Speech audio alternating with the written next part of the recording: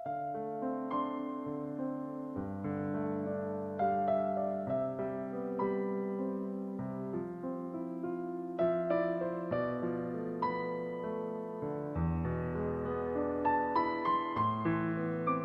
تريد أن تتعرف على يسوع المسيح؟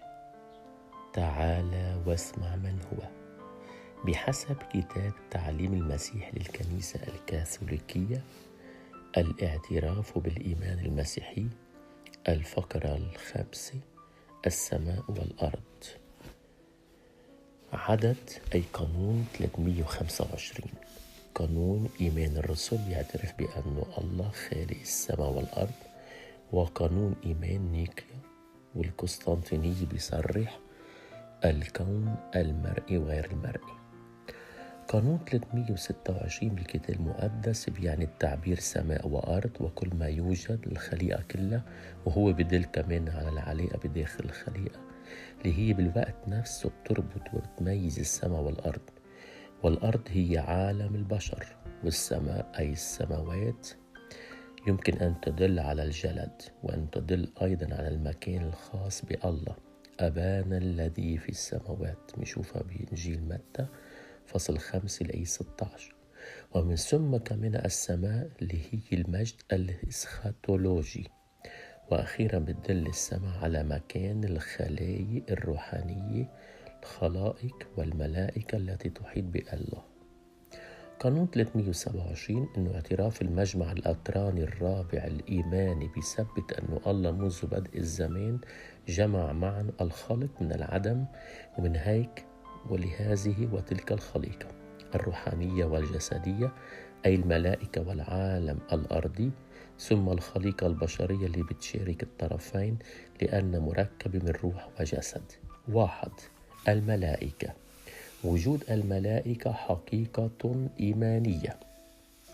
قانون 328 وجود الكائنات الروحانية غير الجسدية لدرج الكتاب المقدس على تسميتها ملائكة حقيقة إيمانية. شهادة الكتاب المقدس واضحة، وكذلك إجماع التقاليد.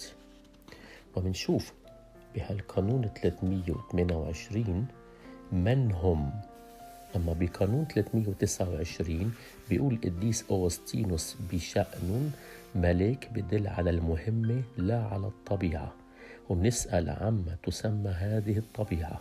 روح تسأل عن المهمة، ملاك هو من حيث هو روح ومن حيث عمله ملاك. الملائكة في ذات كيان كل خدام الله والرسل، لأنه بيشاهدوا بدون انقطاع وجه بي السماوي أبي الذي في السماوات. نشوفها بإنجيل متى فصل 18 لآية 10. إنهم العاملون بكلمته عند سماع صوت كلامه بمزمور 103 لآية 20. قانون 330 بكون خلائق روحانية مجردة وهم عقل وإرادة، هن خلائق شخصية وغير مائتة، وهون بيتفوقوا على جميع الخلائق المرئية كمال، وألق مجدهم يشهد بذلك. المسيح مع جميع ملائكته.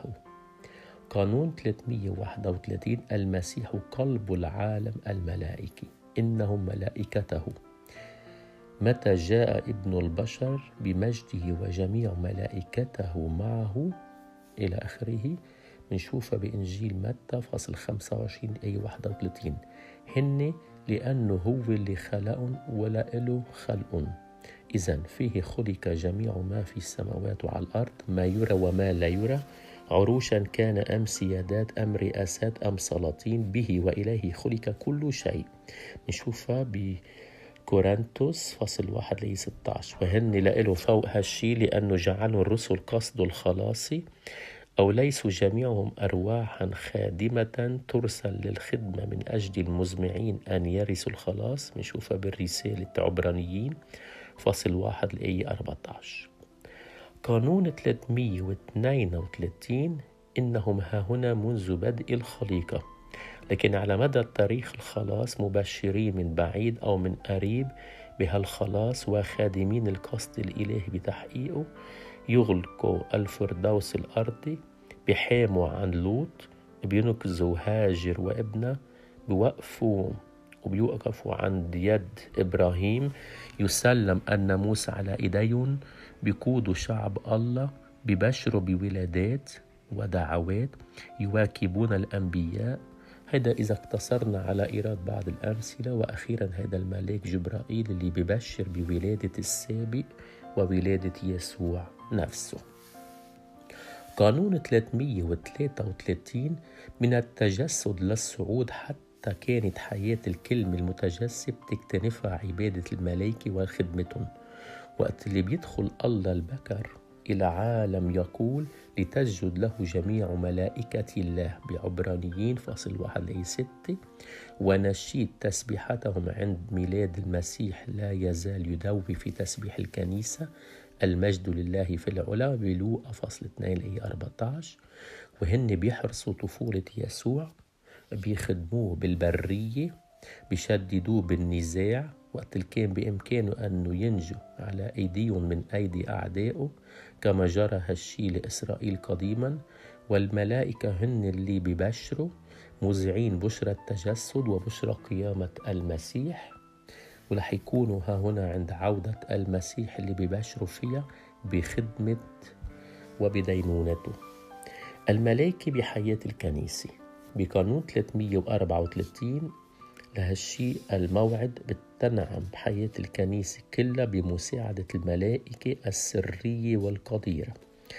بقانون 335 والكنيسة بطقوسها بتنضم إلى الملائكة بالسجود لله الثلاثي القداسة، وهي بتطلب معونتهم كما في الصلاة بقودها الملائكة بالفردوس بليتورجيا الأموات، أو أيضا بنشيد الشيروبيمي بالليتورجيا البيزنطينية. وهي بتحتفل بنوع أخص بذكر بعض الملائكة، القديس ميخائيل والقديس جبرائيل والقديس رفائيل والملائكة الحراس. بقانون 336 من المولد إلى الوفاة بيكتنفوا الحياة البشرية بحراستهم وشفاعتهم لكل مؤمن ملاك برافقه حارس واعي تيقودوا إلى الحياة. ومن الوجود الأرضي بتشترك الحياة المسيحية بالإيمان بالمجتمع السعيد للملائكة والبشر المتحدين بالله. يوم مقدس للجميع، صلوا من أجلي. أمين. ونتلاقى بكرة بعدد 2 العالم المرئي.